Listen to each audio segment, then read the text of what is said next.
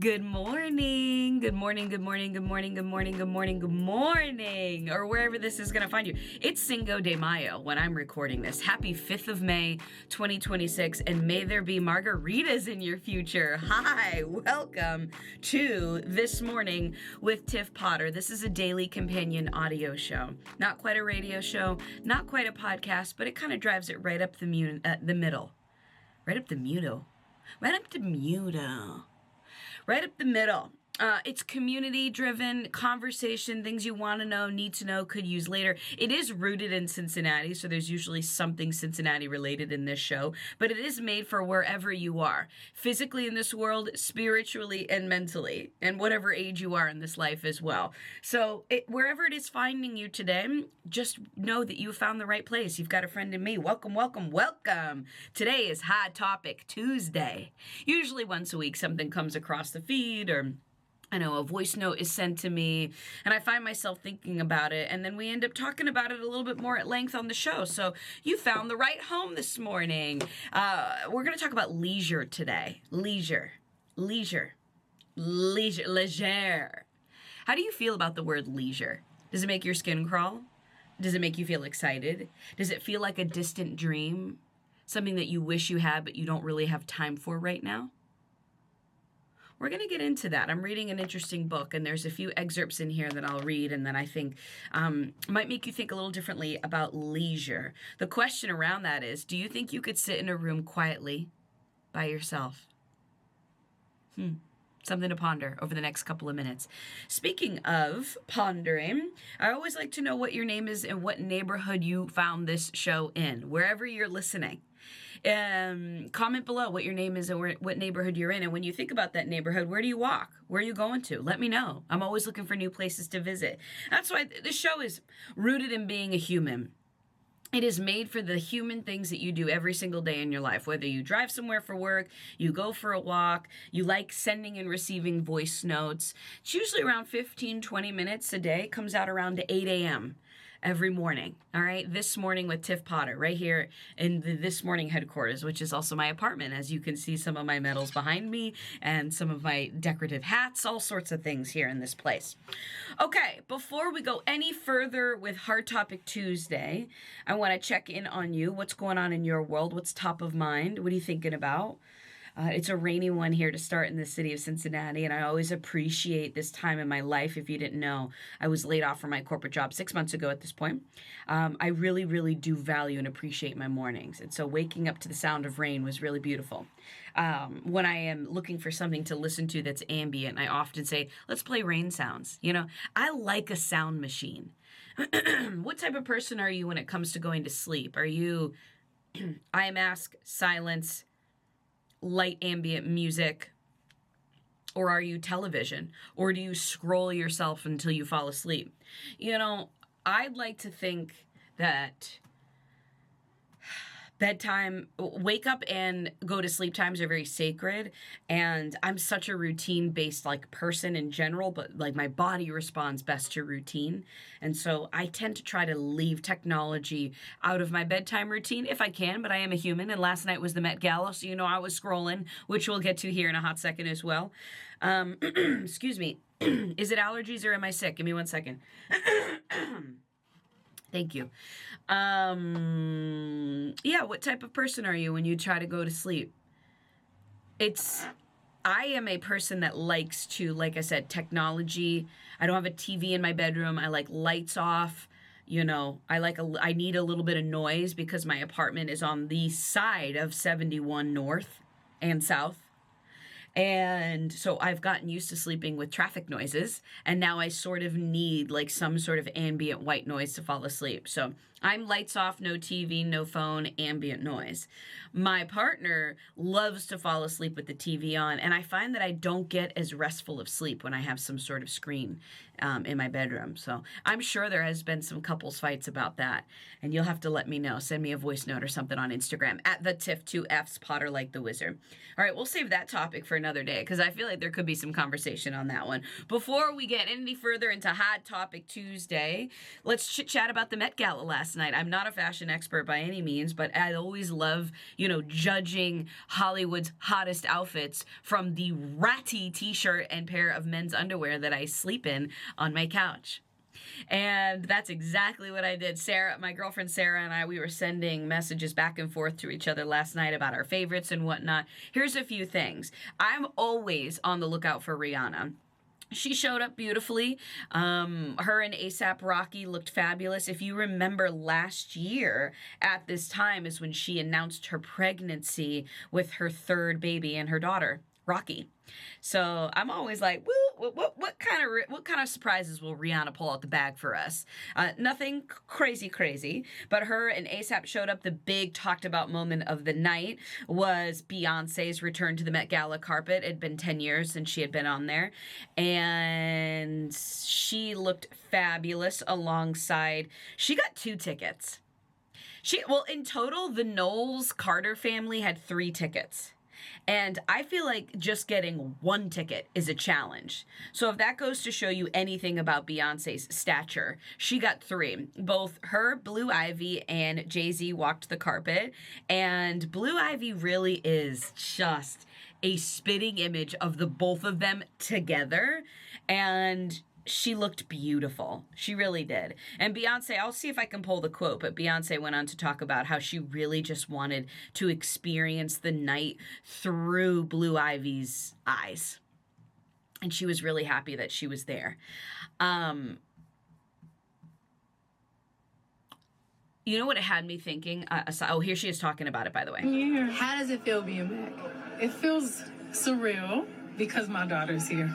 And Blue looks so beautiful. She looks so beautiful. This is it's incredible to be able to share it with her, and I think she looks so incredible. She really does. I'm like, we could learn some red carpet tips from Blue. Absolutely. The way she's posing, right. like, She was ready. She was ready. Ladies, Blue Ivy has really sprouted into this beautiful young woman, and I think, starting now, in years down the line, I think there will always be some sort of comparison between Blue Ivy and Northwest, Kim Kardashian and Kanye West's first daughter.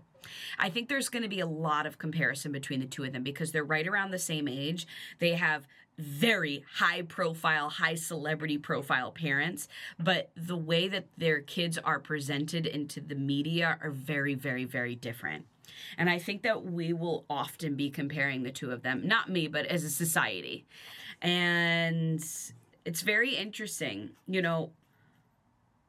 I think that the Beyonce Knowles Carter family does a really good job of sheltering their children from media as much as they can. They themselves also stay out of media. Beyonce's very secretive, where the West Kardashian family is very public facing. And I'm sure they both have their pros, cons. I don't know. I'm nowhere near the celebrity stature of any of those people, but I feel like it will be a comparison, kind of like a Christina Aguilera, Britney Spears thing for us millennials. Something interesting to look out for. Yes, all the Kardashians. Well, Kim, Kylie, and Kendall, and Kris were the ones that I saw the most on the carpet last night. I don't think I saw Khloe or Kourtney.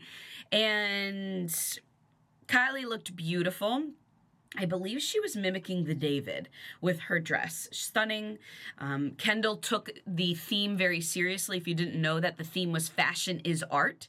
And so she looked like a white statue.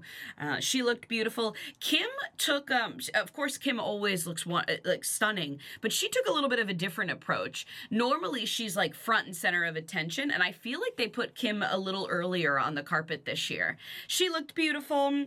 I believe, it's so funny about the difference between girlhood and boyhood that we can all relate to, regardless of whether or not you'll walk the carpet of the Met Gala someday, is that Kylie Jenner dressed to the nines, out with her girlies, while on like the most famous carpet of the year, while her boyfriend Timothée Chalamet was sitting courtside at a Knicks game last night. Just very, very different, like girlhood versus boyhood. I thought that was silly.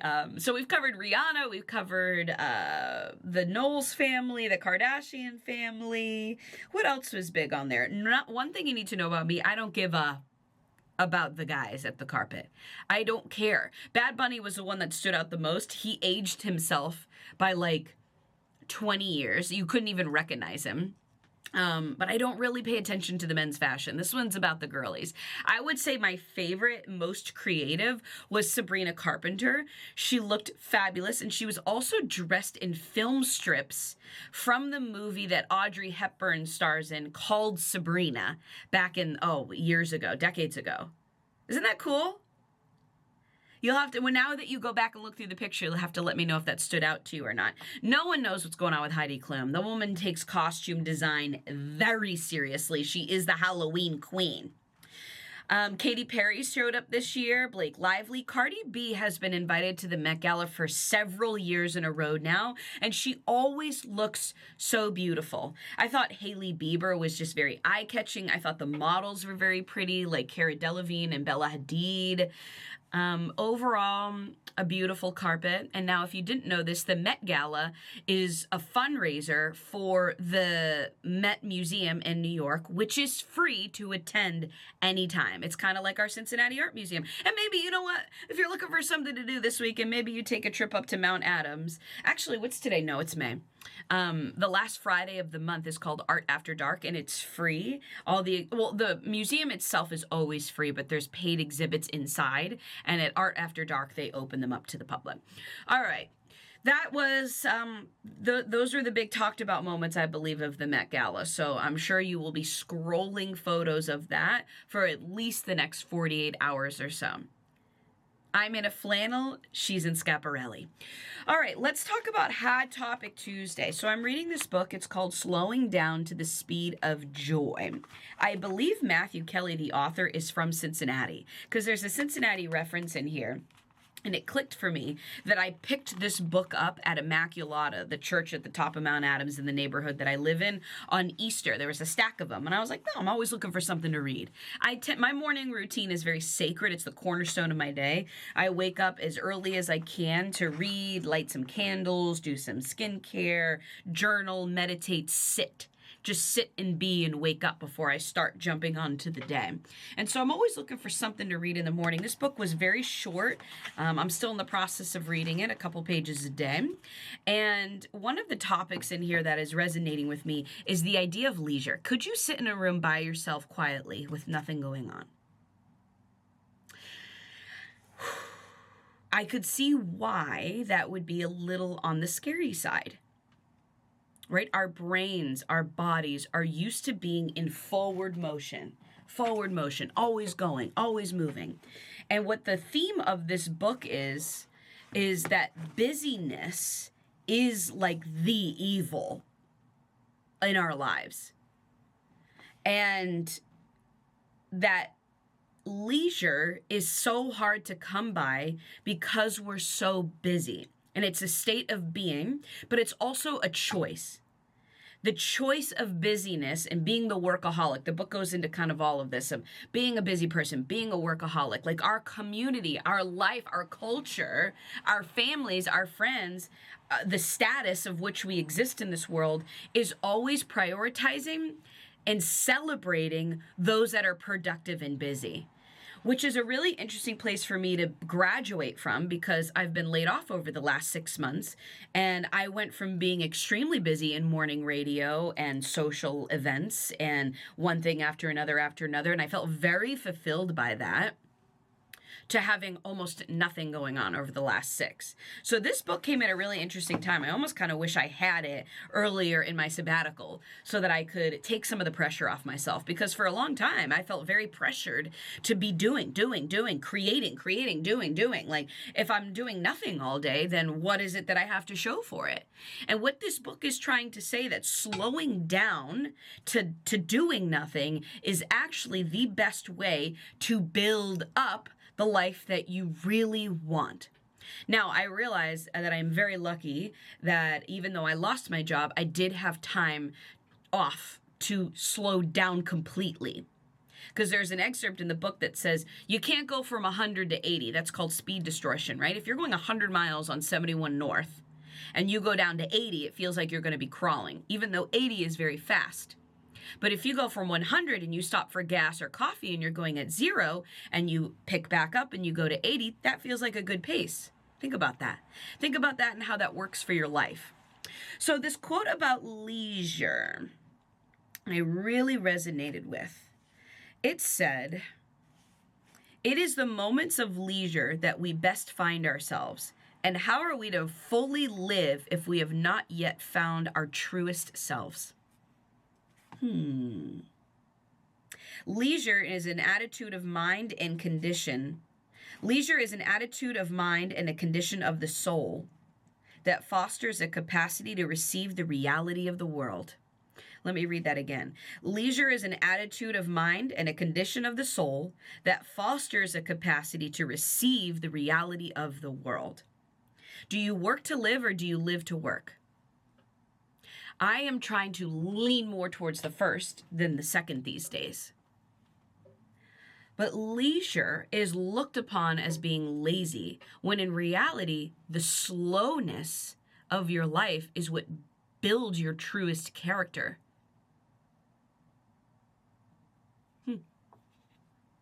Well, how do we do leisure? I haven't quite gotten there in the book yet.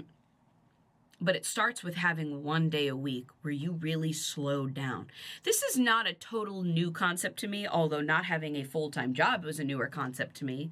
But as a single solo person, I learned how to be on my own until I found my relationship. But I was single for a long time, and it was very uncomfortable in the beginning.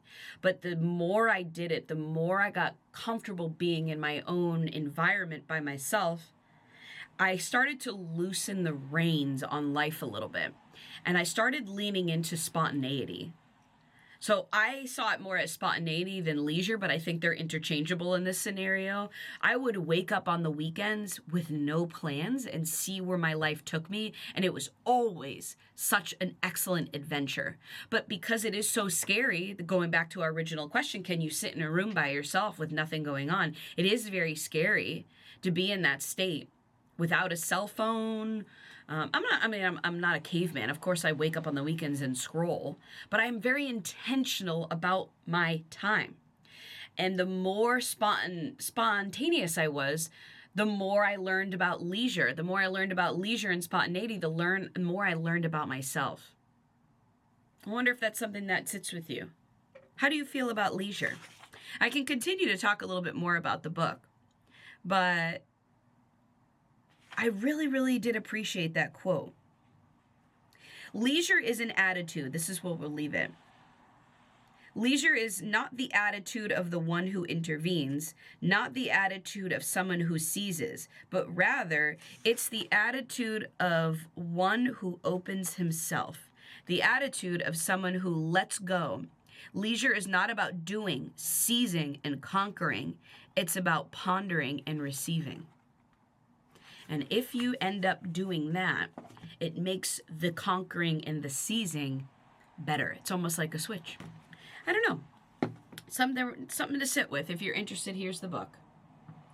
I hope you have a wonderful day. Please leave me a voice note if this resonated with you or not. Welcome to Hot Topic Tuesday. It's so good to see you. It's so good to hear from you. Really, I do value all your comments and your voice notes. I play them on this show, and I really hope to see you right back here tomorrow. If not, the show comes out weekdays at 8 a.m. if you want to like and subscribe. If anything I said to you resonated, if you're thinking of like that person in your friend group that's like all the time, maybe send them the link to this video. All right, we'll see you right back here tomorrow. Thanks for stopping by, and thank you for inviting me into your life, into the places that you love.